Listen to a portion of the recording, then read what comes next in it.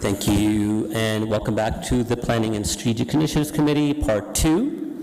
Just to inform that this is a formal public meeting to consider applications under the Planning Act. If a person or public body does not make oral or written submissions to the City of Kitchener before the proposed applications are considered, the person or public body may not be entitled to appeal the decision to the Ontario Land Tribunal and may not be added as a party to a hearing of an appeal before the Ontario Land Tribunal.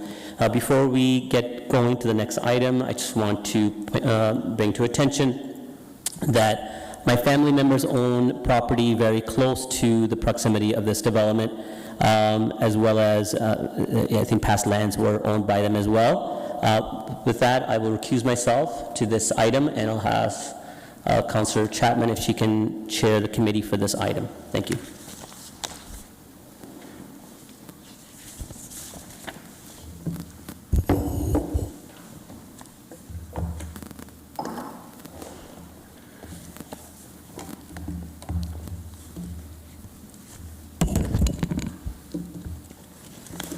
Okay, so we'll start off with a 5-minute presentation from Katie Alder. Yeah, go ahead.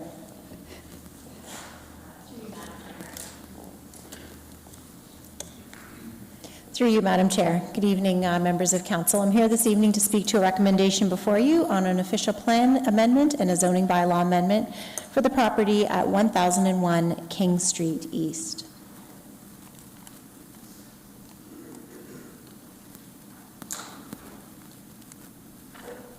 Oh, there we go. It's clicking now.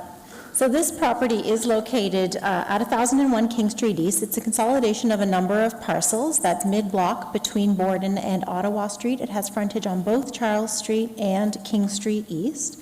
The lands currently contain former industrial buildings that are former onward manufacturing. It's been converted to auto parts sales. There's an e-waste collection facility, a repair shop, and I think 3 houses which are currently occupied but are subject to short-term and interim leases. The lands south of Charles Street are industrial. King Street East is a mixed-use corridor, and it contains a mix of uses, commercial, financial institutions, restaurants, residential types of uses, and north of King Street East is a low-rise residential neighborhood. So the subject lands are located in very close proximity to the Borden Ion Station, within about 150 or 200 meters. Also on 3 bus routes and an I-Express route as well. So it's right in the heart of a rapid transit station area. And the lands are right now designated mixed-use corridor in the King Street East neighborhood plan. So this corridor permits intensification, provides for residential development opportunities, together with commercial and other supporting land uses that serve the neighborhood and the surrounding area. So when the application was originally received, this was the development proposal. You can see it was a 30-story tower set upon a 4-story podium, largely consisting of parking with a surface parking area as well. Over the past 16, 17 months or so, the applicant has worked with us closely to come up with a refined development proposal. It remains at a 30-story tower, also has an 11-story section and a 4-story base. Along King Street are commercial uses at grade with residential units above. There's 4 stories of above grade parking in the podium, as well as 1 floor of below grade parking. And along Charles Street is activated with live-work units and a secondary lobby to the residential area as well. There are 464 units in this conceptual plan, and about 313 parking spaces. So this is a site plan view of the proposal. You can see that the 30-story tower is pushed back towards Charles Street, with the 11-story section towards King, as well as the podium. There's an amenity area on the roof, and the access to the parking garages from King Street, and there's a secondary service-only access from Charles. So it separates that service function from other vehicular traffic. And the applicant is proposing to designate an urban green at the corner of Borden and King Street. And they can speak a little bit more with respect to that parkland dedication. That would happen through the next stage of development, which is the site plan stage. But our park staff has identified that this part of the city is lacking in park space, and it's something that we're excited to continue to explore with the applicant with respect to the dedication and the future design of this park. So the applicant's proposing to amend the official plan to add a new special policy area to the existing designation to permit a floor space ratio of 8.1. You'll see in other parts of the documentation, if you've gone through it, a floor space ratio also of 8.9 referenced. That floor space ratio, the reason for the difference, it's the same proposal. One is calculated before a significant road widening, and one is calculated after. So just the size of the site gets smaller once those lands are dedicated, which means that the floor space ratio goes up. Same proposal. Under the old zoning bylaw, we look at the 8.1 because it's calculated prior to, and the new zoning bylaw, and moving forward, it'll be 8.9. So you may see references to both, 8.1 for the purposes of the zoning bylaw and the official plan amendment. For the zoning bylaw, again, floor space ratio of 8.1, reduced setbacks to both King and Charles Street, but still providing for some setback with projections above to provide some pedestrian refuge area and weather protection to units. Permission for live-work units on the ground floor along Charles Street.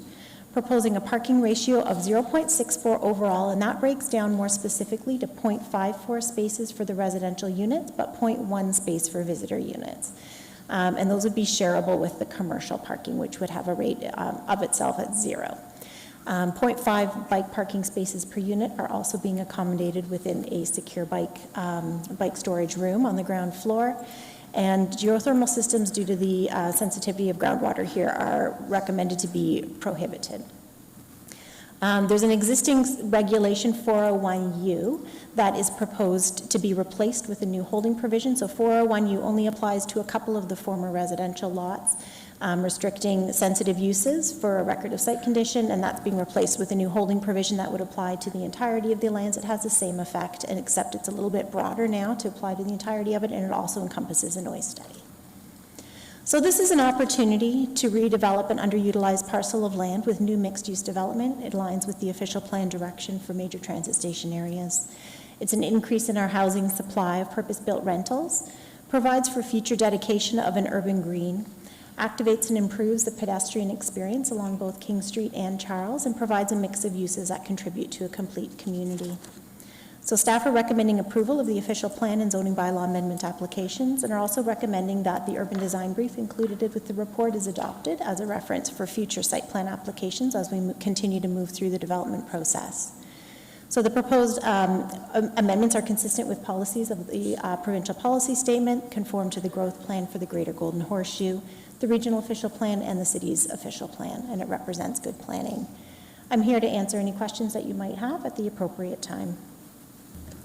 Thank you. We'll hold off with the questions until the other delegations present. Next we have Mr. Stephen Litt. Are you going to do a joint presentation or no, one-on-one? One-on-one. Okay, Yeah, go ahead. First. I'll go first. Thanks for having me. I'm not going to actually present anything in particular we know about the massive need for housing. I'm here more for questions as we go through the application, so thanks.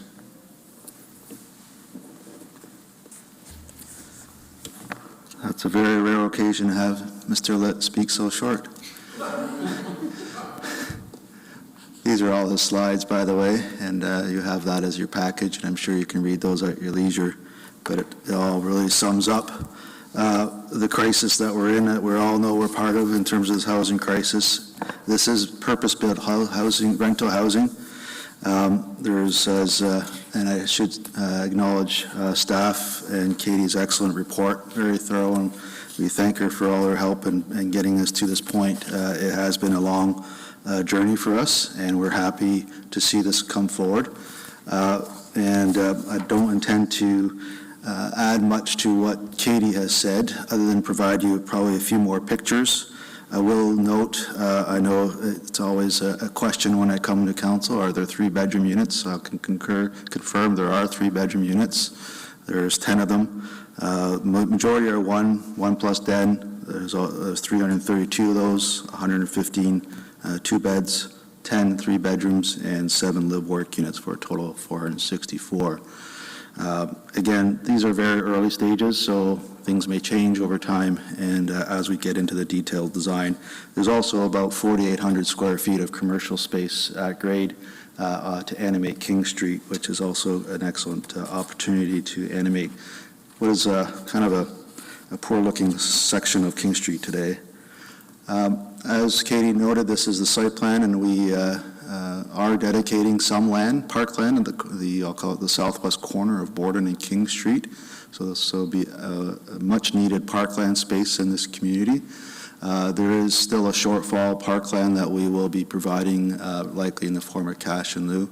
I should note there's opportunities on either side of the property for future redevelopment. There's the lands that the region owns closer to Ottawa Street, as well as private lands north of the site as well. So in the fullness of the time, we certainly feel that this is at the beginning of future redevelopment of this large block that's right on the LRT.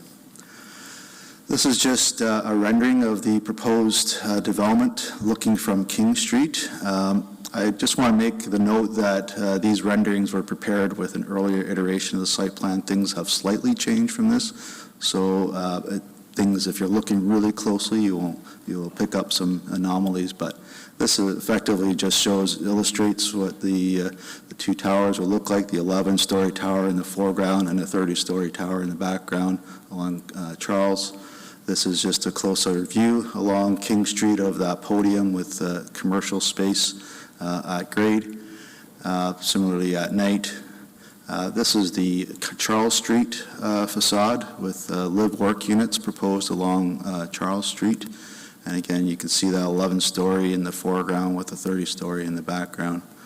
These are similar models that Katie noted. The left image is along King Street, the right image is along Charles Street.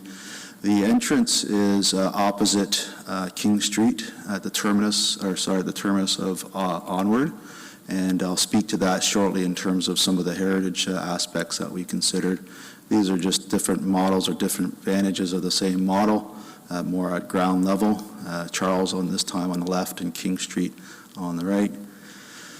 With respect to the heritage, we have completed a heritage impact analysis. It's gone to the Heritage Committee and has been reviewed by heritage staff.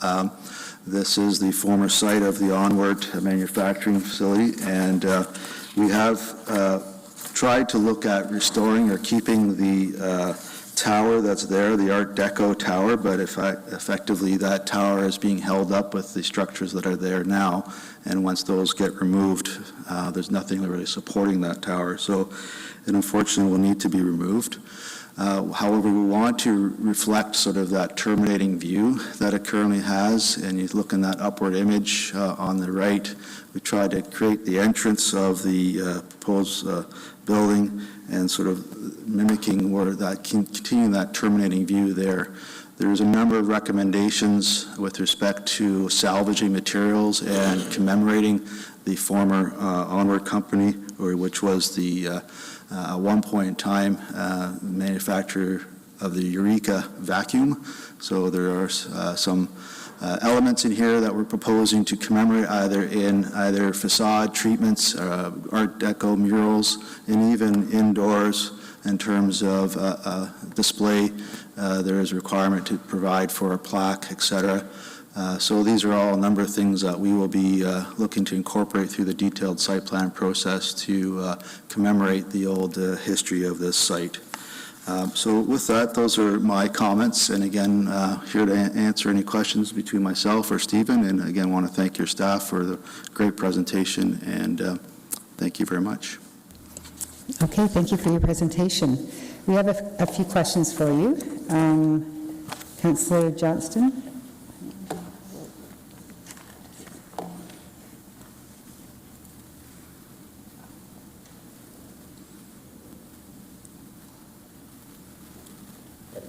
Well, I know, but she disappeared.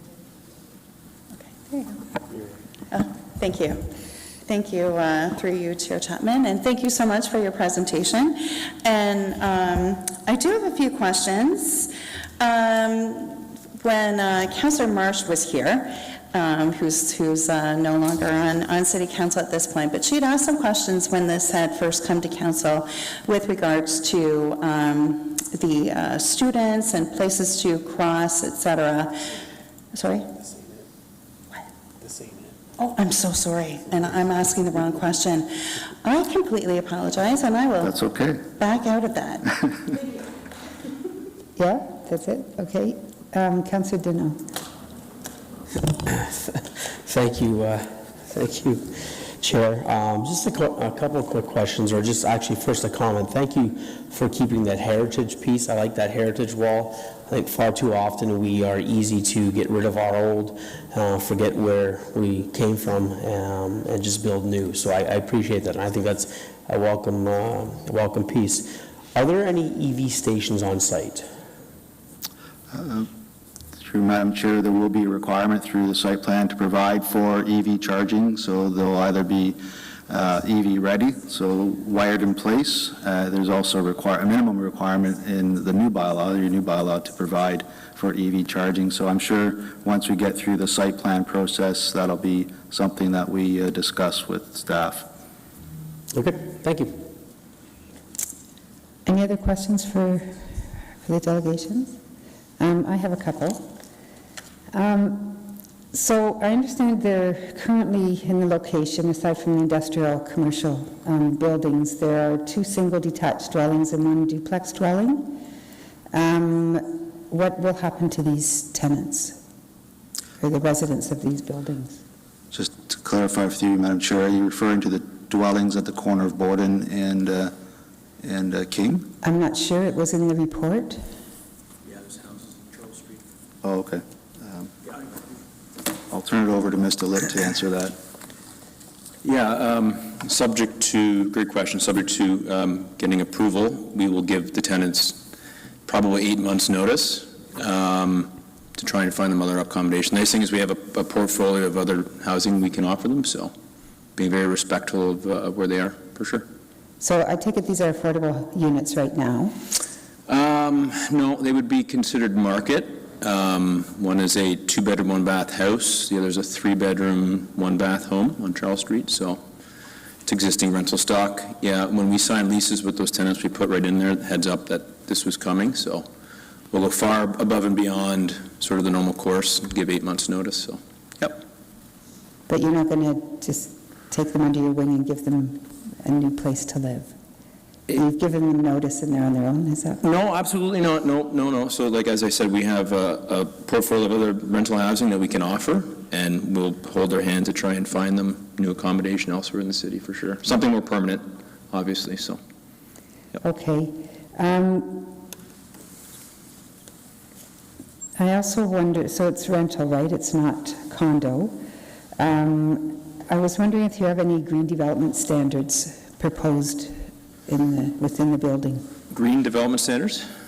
Yeah, so I'll touch, as we continue on the car charging. So NRCan has an amazing program where they match dollar for dollar to provide vehicle charging infrastructure. So I believe probably 5% of the parking spots in this project would be electrified. I think the hope is to actually not have cars, but as a transition. So yeah, most definitely.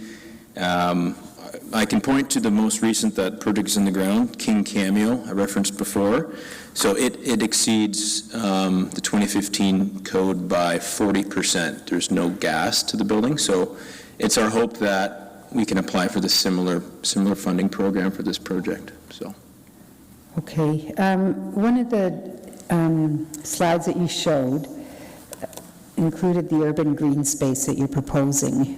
Do you own the properties both on the north and south of the property you're about to develop? The property's at the corner of King and Borden, yes, not the other direction. So there's a gap between your property and the green space? There is. And so what guarantee do we have that that green space will remain a green space if you have this gap in between, right? It's a good question. You can easily sell it, right?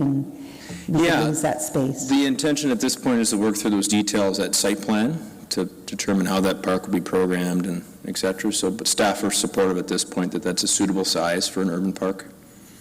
And any infrastructure in the park area, or what are your thoughts? How do you Yeah. imagine? It's similar in size to the existing little mini parkettes along King Street. So I have a feeling again, I'll take staff suggestion, parks who have a much better idea of exactly what programming is deficient in Central Kitchener. So I would hope for, I would think a playground, probably a pergola with picnic seating, that sort of thing. Yeah. Okay, do you have a question? I'm going to pass it on to Councillor Davey.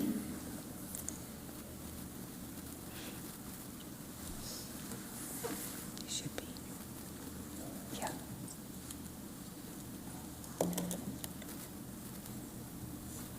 There we go. Yeah, thank you. Just while we have you, we were talking about affordability a bit earlier today. I was wondering if you could share what the smallest square footage unit size proposed in this development, if you know offhand. Even a ballpark would be nice. I'll put like one mic down, one mic up here for Pierre and I.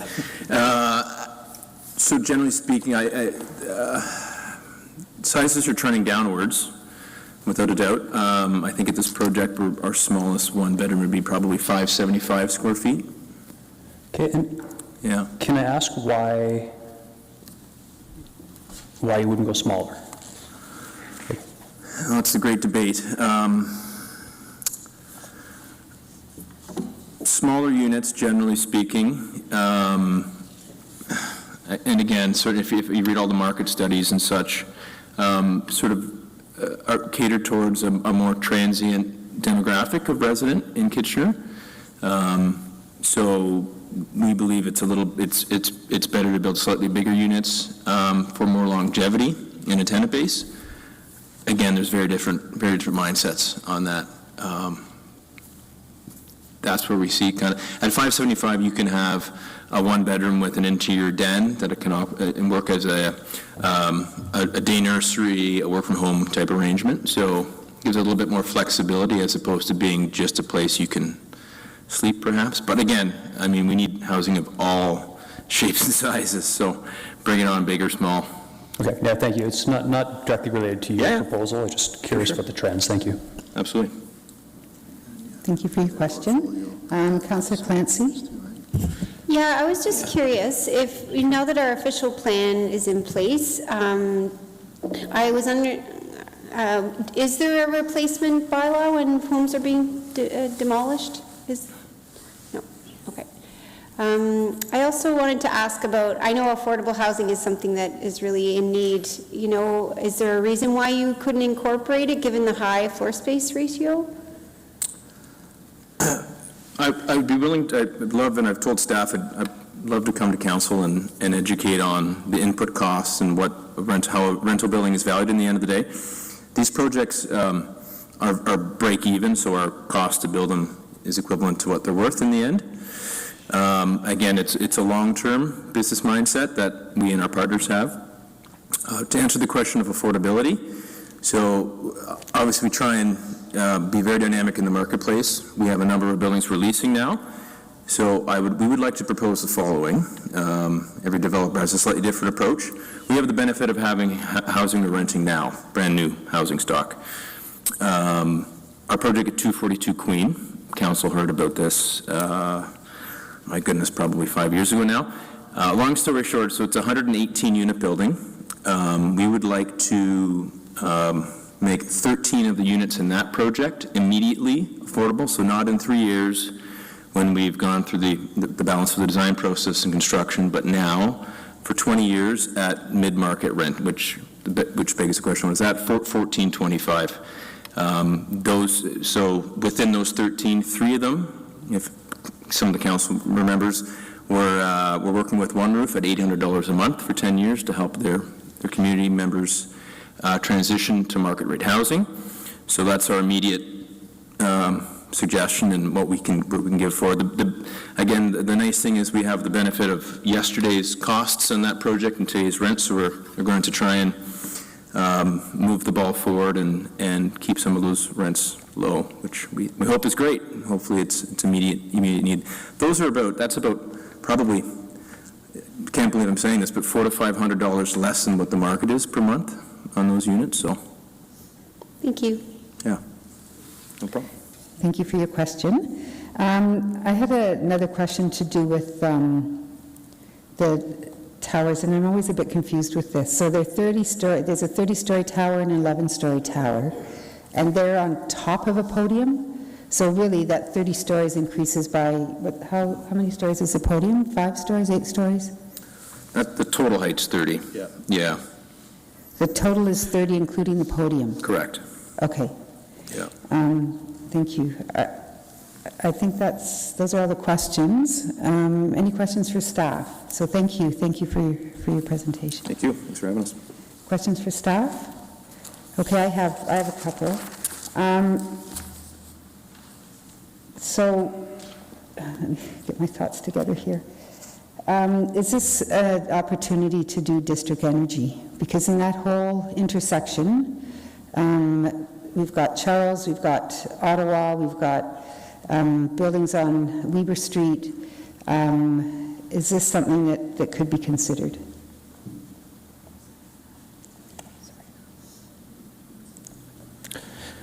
To the chair, this is not a location that we've identified as part of our district energy initial analysis. So we did look at different opportunities throughout the city. We are seeing a lot of redevelopment and continued opportunities for redevelopment close to King and Victoria. That's where we are concentrating our efforts. We have seen a few development applications in this King Street East corridor, but at the time of the establishment of the terms of reference in our current district energy study, this would be a little bit too far away from that. So we're going to continue to focus our efforts on district energy at King and Victoria, but it wouldn't rule this out as a future opportunity potentially in the future. But it doesn't have to tie into the one at King and Victoria, does it? I mean, these things can be standalone, can they not? Certainly, there's different models depending on the scale of the economics and the size of the energy plant. At this point, we've only committed on continuing to review the opportunities at King and Victoria, so we're not exploring any further locations at this time. We want to continue and see the King and Victoria location fully vetted through the process first. Okay. The other question I had to do with Heritage Kitchener, and I should probably know the answer to this question.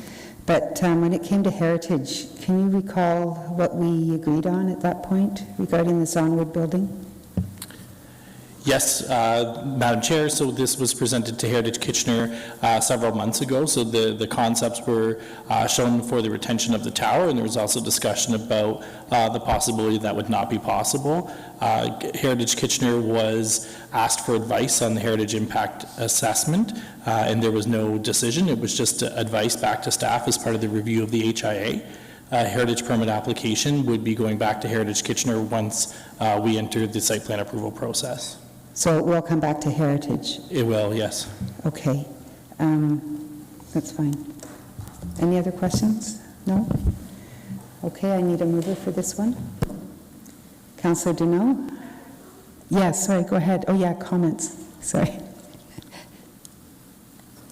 Councillor Clancy. Yeah, this is just more of an observation as I have a lot of constituents in Eastwood neighborhood, and it's a very small patch of land, and they feel quite impacted by the high floor space ratio towers. I mean, this is, I think, I don't know, the 7th maybe in the last few months that has been approved, and just a lot of the demographics. You know, there's a lot of also people with complex needs that are being housed in this area, and just acknowledging that this small area is experiencing a really rapid transition, and just curious about how we, the need for housing is great, we need rental stock for sure, but I just want to acknowledge and maybe see if you can respond to those concerns of folks living kind of between Ottawa and Montgomery and Weber to the expressway. It's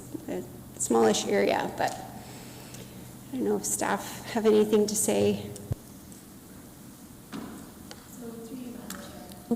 Through you, Madam Chair. This area is definitely experiencing lots of interest and lots of new redevelopment. It is an area that is in a major transit station area. It is somewhere that the city has anticipated and is planning for growth and redevelopment, and towers are generally being directed to some of these areas like the Borden Station. You'll hear about the Mill Station later this evening, Victoria and King, and so these are all areas that are sort of being targeted and that are planned for growth. Through the individual review of these, we do look at each development on a case-by-case basis, looking at the impacts of shadows, how the towers can be placed in ways that are going to be compatible to create a transition and a step back to some of those existing low-rise residential neighborhoods. But this is certainly an area where there will be growth and there will be change over the next decade.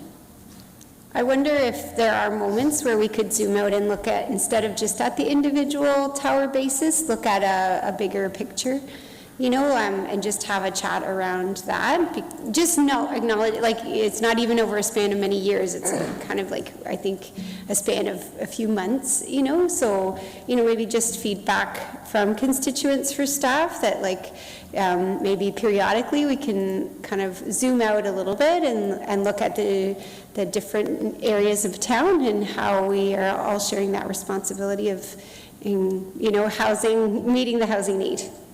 And you know, I put this out to you, Mr. Litt, you know, to be a good neighbor, I would appreciate, you know, maybe that's something to consider. I appreciate the green space, you know, offered this. That's a good olive branch, but, you know, I think it would be good to kind of reach out to residents and see what it is that the existing residents, to see what it is that they'd like to see in their neighborhood, and acknowledge that they're the impact.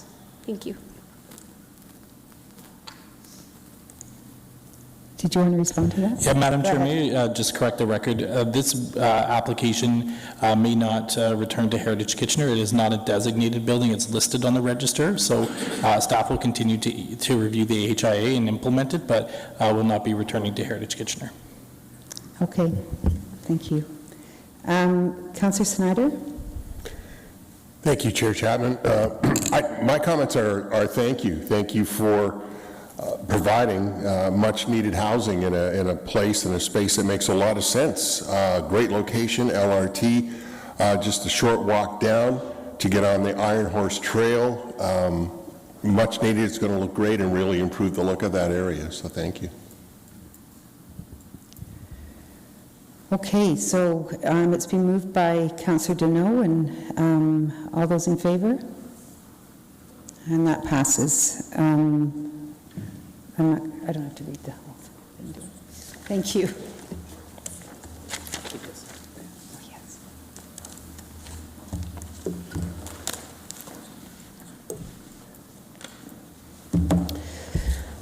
Thank you, Councillor Chapman. So with that item taken care of, we'll move on to 9.2. This is the official plan amendment and zoning bylaw amendment for 455-509 Mill Street. Okay, Mr. Dumont, I think you're presenting first, so when you're ready, please go ahead.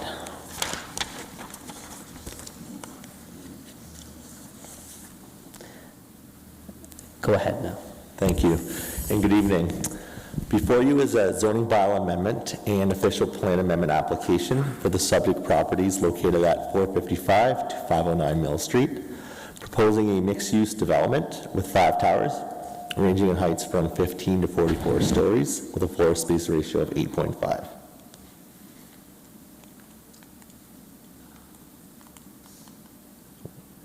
Sorry about that. The subject lands are located near the intersection of Ottawa Street South and Mill Street and includes a consolidation of 8 properties from 455 to 509 Mill Street. The subject lands form a triangular-shaped parcel of land and have a combined area of 2.17 hectares with approximately 195 meters of frontage along Mill Street. 6 of the 8 properties, 455 to 481 Mill Street, are developed with single detached dwellings, while 485 and 509 Mill Street are developed with industrial and manufacturing buildings. 2 of the 6 single-attached dwellings are currently vacant, while 4 of the single-attached dwellings are currently rented to tenants at market rate. The owner has arranged for relocation to new market rate units for the tenants and will be assigning or assisting and supporting in the relocation.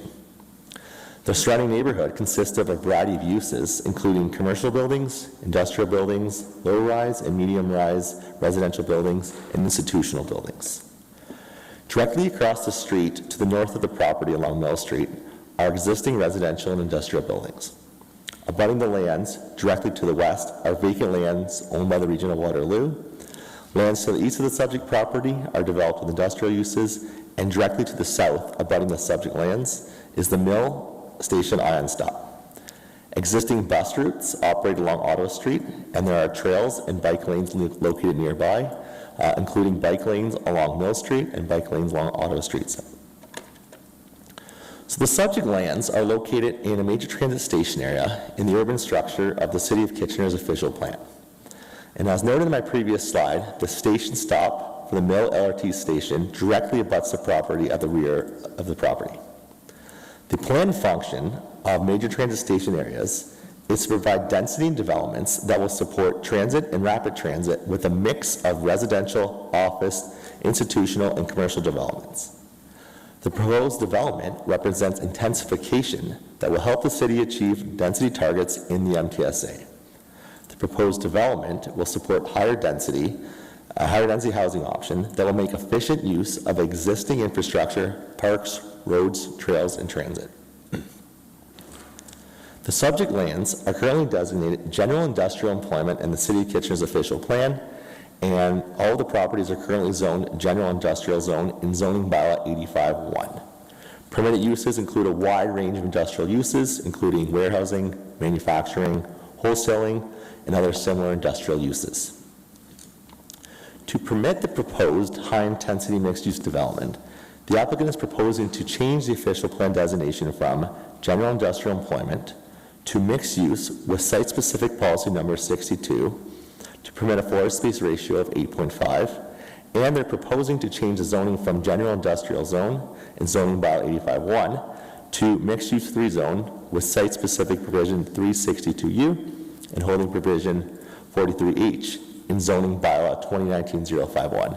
So it's taken out of the old bylaw, bringing it into the new bylaw.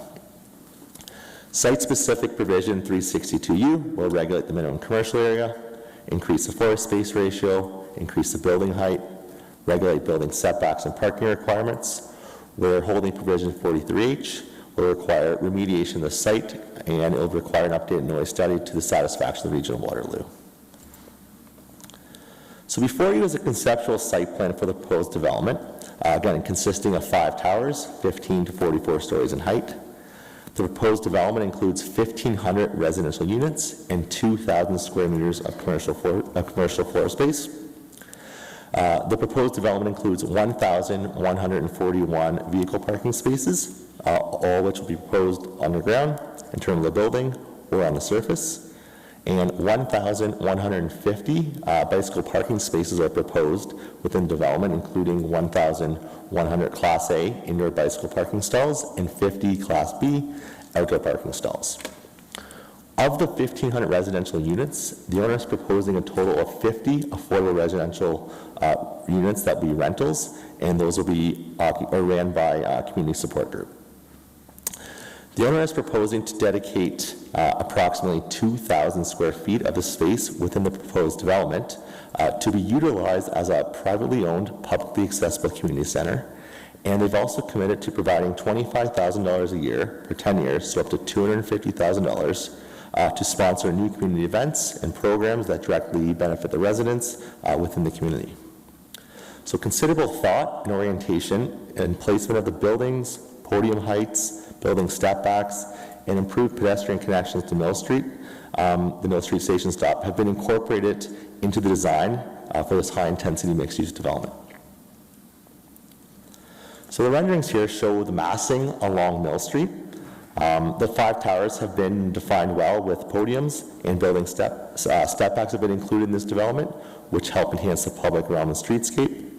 Buildings D and E, 15 and 21-story in heights, they are located closest to Mill Street, and they provide a transition to the 3 high-rise towers located directly behind, ranging in heights from 32 to 44 stories.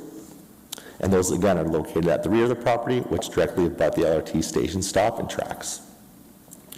All street frontages are activated at grade with commercial units.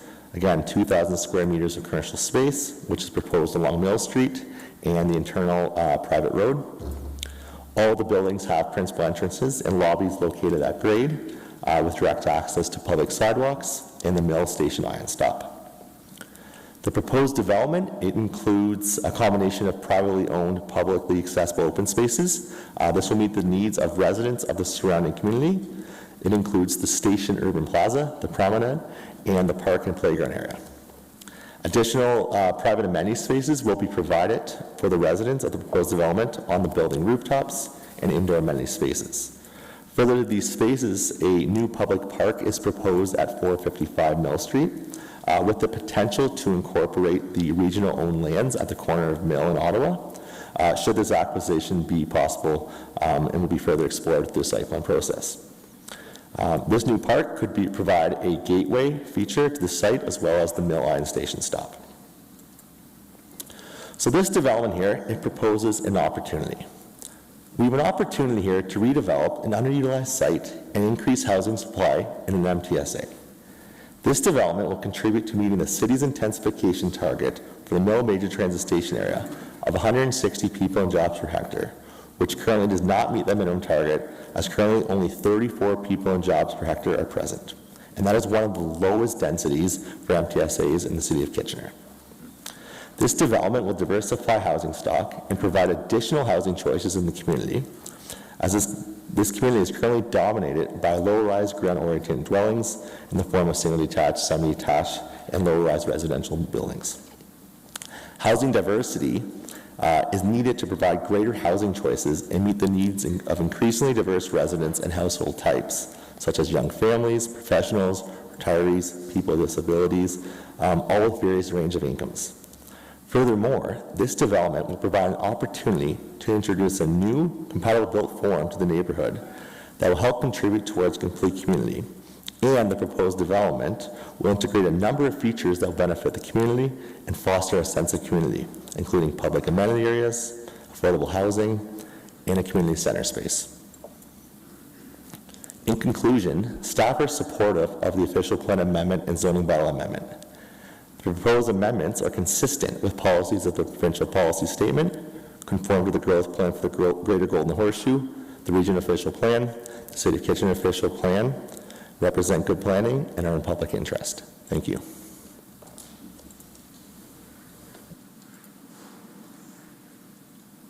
Thank you, Mr. Dumar. With that, questions of staff? Councillor Chapman, if you can key back in. So we're going to hold questions of staff. So, but I'll have you in my queue. Just key back in afterwards. We'll go on to the delegations. I think it's Matthew Worcester. And Matthew, you have 5 minutes to make your delegation. And David Butler from Butler Group and Joseph Pupilo are in attendance. If you have additional questions, we can direct it to them as well.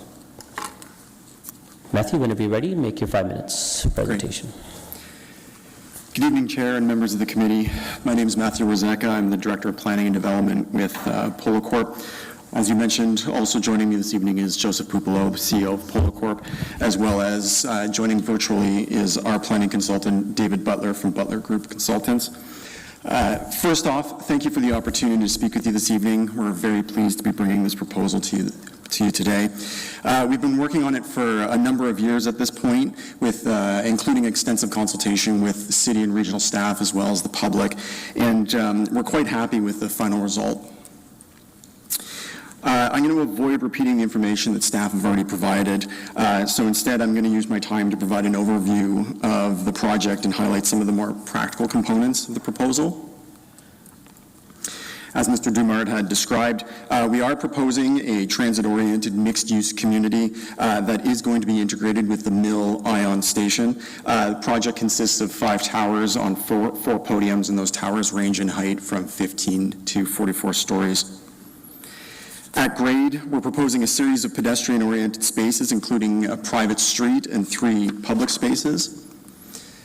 The project includes 1,500 residential dwellings, including a mix of 1, 2, and 3 bedroom homes. Ultimately, we're targeting a mix of at least 5% being 3-bedroom floor plans. In addition to that, we also plan to partner with a community group to provide 50 affordable homes within the development. As I had mentioned, the site has been designed as a true transit-oriented and multimodal community, and this begins with the Ion LRT that's available at the doorstep of this community. Unfortunately, the Mill Station is currently a bit difficult to access, largely hidden behind private properties and only accessible from a long path that's off of Ottawa Street. And so we've put an emphasis on pedestrian connectivity within and through the site to open up the station and link it with the existing street network. Of course, cycling is growing an integral part of our transportation network. With that in mind, we are proposing to provide over 1,100 secure indoor bicycle parking spaces. Not only will these spaces be available to the residents of the community, but uniquely, we're going to be dedicating a portion of those to be available and accessible to the public. What this will mean is that anyone from the community will be able to bike to the Ion Station, park their bike securely indoors, jump on the train, and continue on their journey throughout the rest of the region.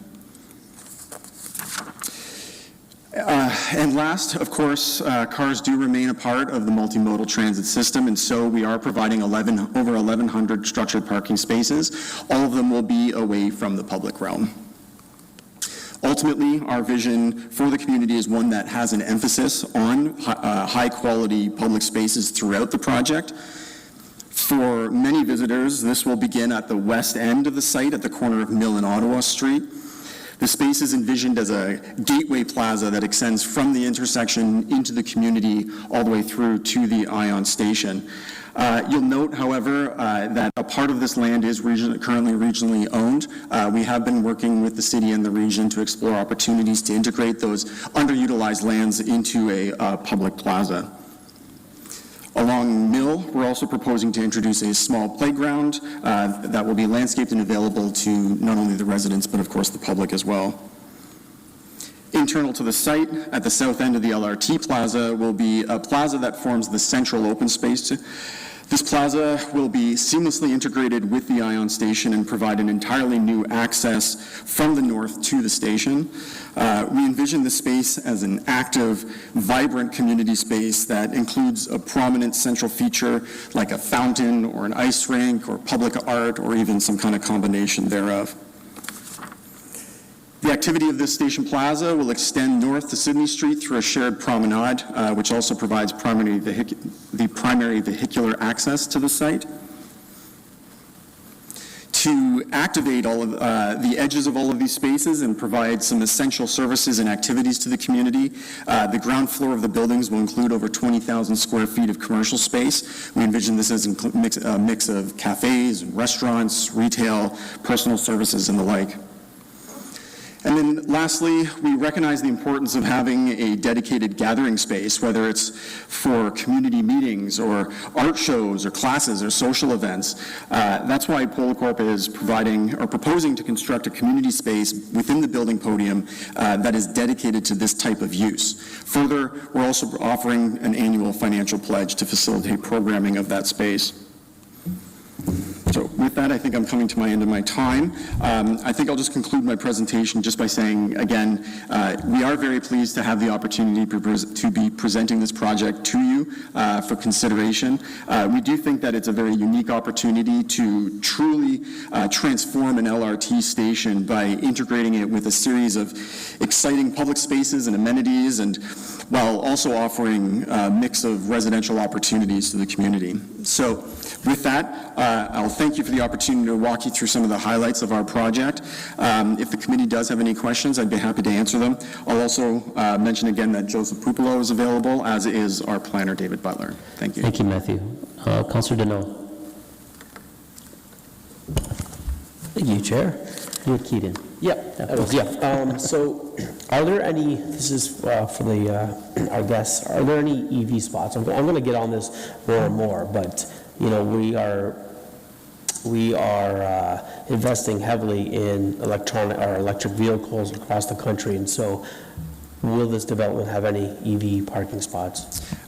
Short answer is yes, and I'll echo our previous delegate. Basically, there is a minimum requirement for EV spaces, as there is also going to be a minimum requirement by the zoning bylaw. I can also attest that two of the CEOs drive EVs. They're advocates for them, of course, and we're most certainly going to be including some. Perfect. And this would be for staff. Yeah, you know what, there's no one else, so go ahead. Mill in Ottawa, you can only turn right? You can't go left. So if somebody wanted to access, let me just trying to think. What's that?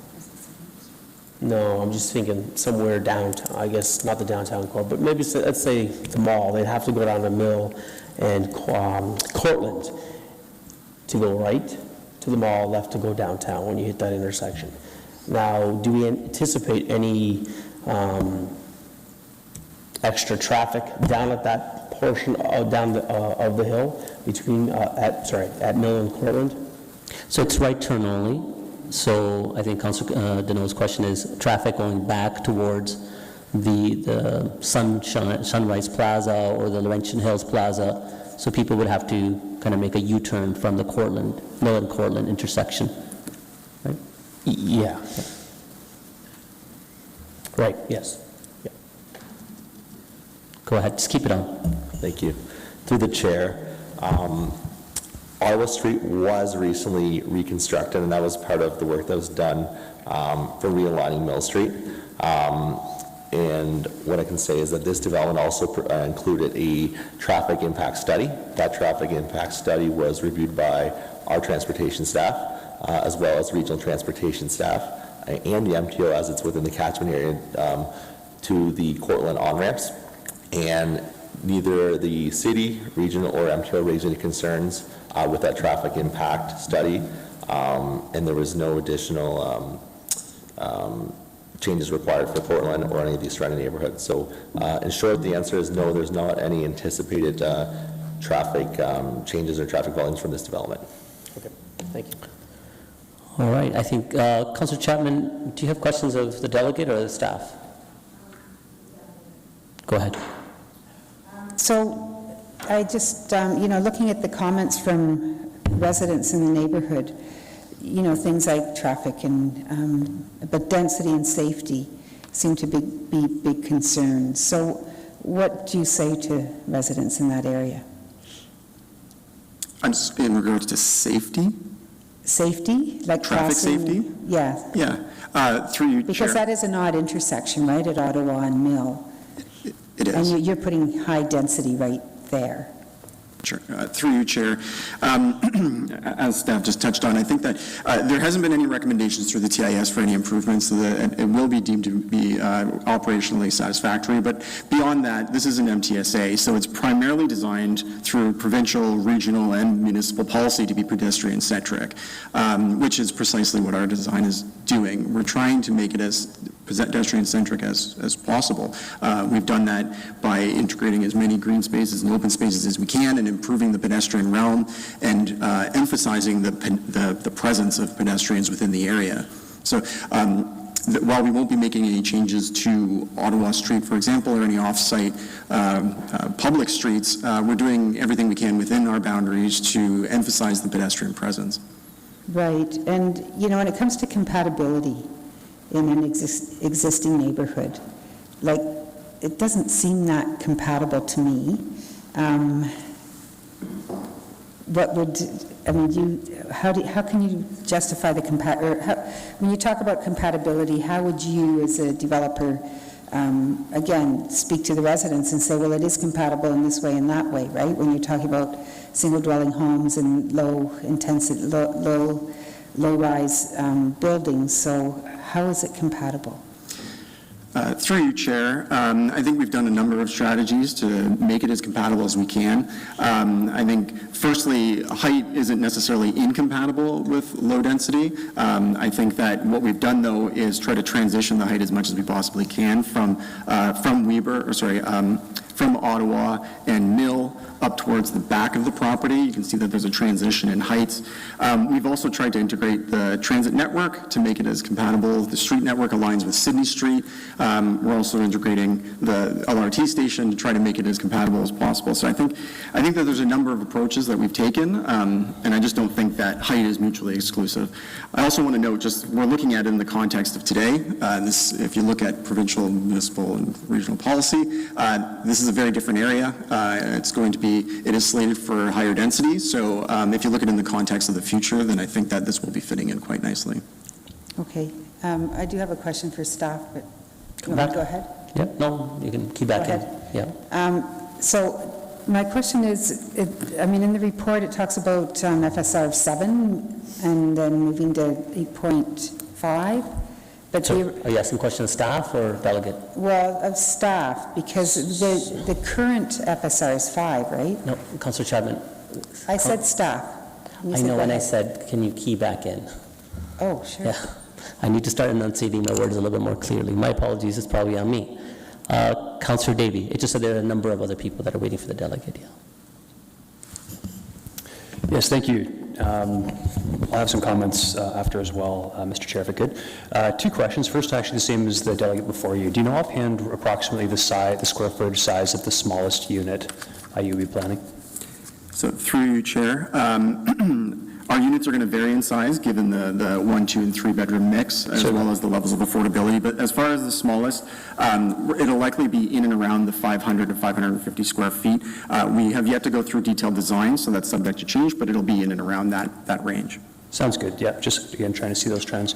The other question I had was I found the table 1, the changes between the original development concept and the revised concept, I think is great. I noticed you retain the same number of units. My question is the overall square footage of the residential units going to stay approximately the same from the original development concept to the revised? Do you know offhand? Through you, Chair, I don't know exactly or precisely, but I do know that it's approximately the same. A lot where the FSR, increased floor area, does come from, though, is from the building, the parking podiums that are being introduced into the podiums of the building. But largely, the living space will be about the same. Okay, thank you very much. Councillor Johnston. Yes, thank you, and through you. I like how you have integrated pathways into the transit hub, and it seems to be very welcoming. Is that the intent, is to be, a welcoming, inclusive space also for the neighbors in the neighborhood to be able to use this? Maybe you can expand upon that. Through you, Chair, absolutely. It was something that we prioritized from the very beginning. As I noted in my presentation, right now it is very kind of constrained in behind private property with only one sidewalk kind of accessing that station. So what we wanted to do immediately was open that up by creating that central plaza and that central promenade in order to open up that full other end of the LRT platform. All of those spaces are intended to be privately owned public spaces. So all of the plazas, all of the parks, all of that space will be most definitely available to the public. Yeah, thanks. And perhaps to Councillor Chapman's question earlier about, does this match the neighborhood? Does it, how will it integrate? Will you have some things kind of planned so that you can, just ways of welcoming people in? Sure. Through you, Chair. One of the ways in which we do plan on doing that is in the introduction of the community space. The intent with that community space is that it is available to the public as a whole, not just residents of the community. Beyond that, of course, there will be the retail uses, cafes, restaurants, all in the commercial space at ground floor. And then, of course, the public spaces that are available. So our intent is that those will be programmed and most certainly will involve the surrounding community and the residents that are existing today. Yeah, that's good. I think that integrating some of that programming will be really helpful to help people make that. I think once they do that first step in there, it's getting them in there and to use that. So I really like your plans around that. Thank you. Thank you. Councillor Ioannidis? Thank you, Chair Singh, and thank you for addressing council's, our committee's questions. My one question is with regards to the community spaces you were just mentioning. You're saying that you're going to be offering $250,000 a year to program that space? Is that? 25,000. 25, okay. Sorry, I see your eyes bulging over there. Okay, and so, and again, you're saying that's available to anyone, so if I wanted to come and apply for, let's say I wanted to bring I don't know, an event there, that'd be all right? Through your chair, yeah, that's the idea, is that it's a space that's available for use for the community at large. Okay, thank you. Councillor Chapman, you have a question of staff? Yeah, first of all, regarding the FSR. Before you do, sorry, Matthew, we're all done with you. Thank you. Great, thank you. Sorry, go ahead. So what is the current FSR? Is it 5? Or is it less? Go ahead. Keep it on, please. Through the chair, the current FSR of the current zone, there is none. So it's industrial, right? So there's no FSR. What you're referencing to the 5 was the proposed mix 4 zone, and that was proposed through the MPR exercise. So you may recall in December of 2019, draft amendments were brought forward to council, and it proposed a mix 4 zone, which proposed an FSR of 5 in a new mix 4 high-rise mixed-use zone. So we're basically going from 0 to 8.5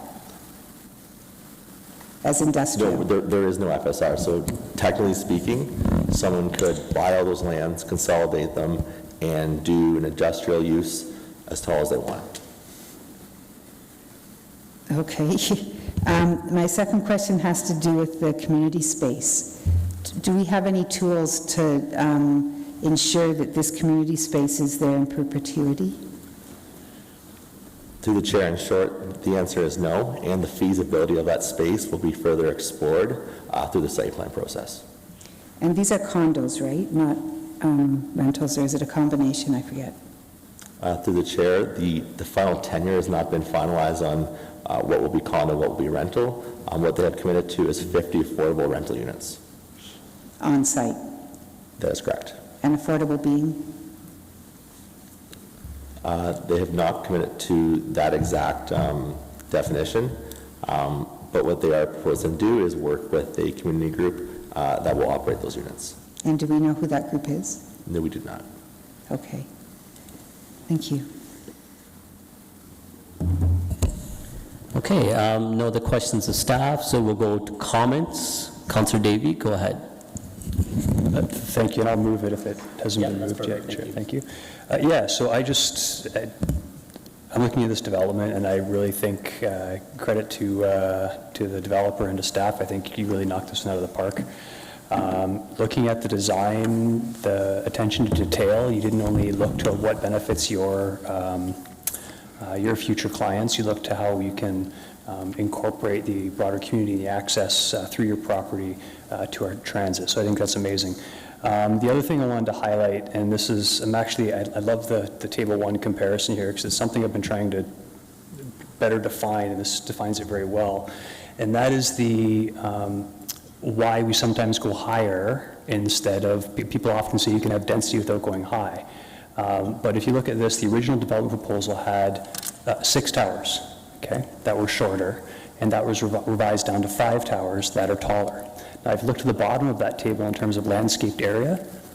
That change, even though the density is the same, that change alone has added a half an acre of open space that the developer here can turn into community use. Half of an acre, that's significant in the downtown area. So again, I want to thank the developer. I'm happy to be moving this, and I want to thank staff for their work on this. Councillor Ioannidis. Yeah, thank you, Chair Singh. I'm a little disappointed that it wasn't 250,000, but but I'll take 25,000, and I don't want to say too much more than what Councillor Davey had mentioned.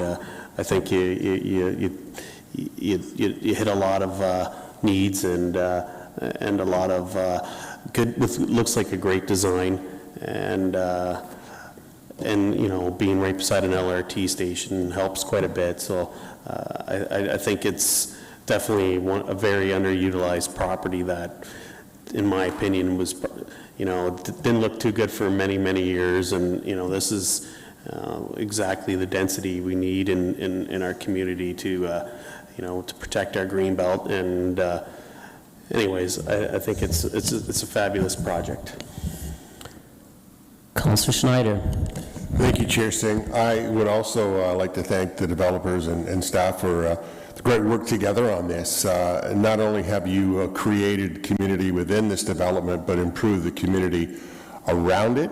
The improvement for the ION station, the bike parking, the community space, the new amenities that are coming to that neighborhood are going to benefit a lot of people. So a great development, and as Councillor Ioannidis says, the density certainly helps us increase housing in a great place and protect the green belt. Councillor Chapman. Yeah, thank you. I'm going to support it, even though I have reservations. My reservations are because of the things that I've already mentioned to do with the compatibility with the neighborhood. I also worry about the intensification of that area and the impact that it's going to have all around, not just your site, but I mean, you're asking for a huge increase of density on that particular property. If I'm not mistaken, I think I read in the report that the people that are currently living there, 2 of the houses were empty. I should have asked where those residents have gone. I assume you've evicted them and they've moved on. But that the remaining ones, you'll be accommodating them somewhere with something that's similar to what they're paying right now. So yeah, I find it actually quite overwhelming to see the size of it in the neighborhood that it's in. You know, if I was a bit cynical, which I am, I might ask, why do we need any parking spaces, right? You're right at the door of a major transit station area. So just a thought, maybe you could lower the buildings, take away all the parking, and take away the podium, lower the buildings that many stories, and you've got the LRT right there. But something to, maybe a suggestion. Thank you. Councillor Ioannidis, you already spoke. Go ahead. Just wondering if you would be amenable to doing a dedication to the pop shop that used to be there. I'm just kidding. I'm sure they can put their minds together on that one. That's all the comments from the committee. I'll just try to make a few mine. I kind of feel it for the development community. You build parking, don't build parking. If you don't have parking, there's not enough parking. I think this is providing a community within a community, like Councillor Ioannidis has said. It's providing adequate amount of parking, which I agree, people may not have use for, but it still, again, meets the need for today. And my comment more towards you would be, sure, if you think the market requires for you to have that amount of parking, okay, but build it in a way that's convertible, so that in the future, those units could potentially be converted to housing units if it no longer, especially the podium, I'm not talking about underground, but if there's any podium parking, if it can be converted for residential as well. Beyond that, you know, there was a very dynamic debate that went around this horseshoe when it came to POPs. You know, when we were looking at our parkland bylaw. And I think this is the example that we were really looking for, where staff saw that, you know, that you can't really create, you know, active or dynamic parkland that's partnered with the developer, but you're showing the contrary. You're showing that that's exactly what can be done as a benefit to the community. That's what you're building towards, and as well as the residents that are in the surrounding neighborhood. I think you're creating exciting space along with housing. Without beleaguering the point, I just want to quickly outline 47 units for every 1 unit lost. This type of development is going to bring that threshold even more. That's exactly what this community needs. For sustainability, financial sustainability, for 170 people per hectare, low density requires 32 hectares. This is far less than that. The life cycle of a urban development requires, for the same amount of people, requires $22 million as a life cycle. And high density would only require 1.5. That's such a minuscule aspect of a lifelong capital requirements that would be borne by the taxpayers of the city. That's why density done the right way can be a huge benefit, not just for those that will be living in that development, but everyone surrounding and the city wide. And Councillor Clancy, did you want to make a comment, or? Just, I don't think we talked much about sustainability. I know as a city we're trying to move toward, thought into the energy efficiency of the building, the materials, and the carbon emissions of the material. I know it's a bit at the end of the day, sorry. Okay, but hopefully you can come to our development staff at site plan with some ideas around that. Thank you. Thank you, Councillor Clancy. And as I was trying to jot off some items that we received on the cards, one of them related a carbon impact from low-rise development compared to high-rise development.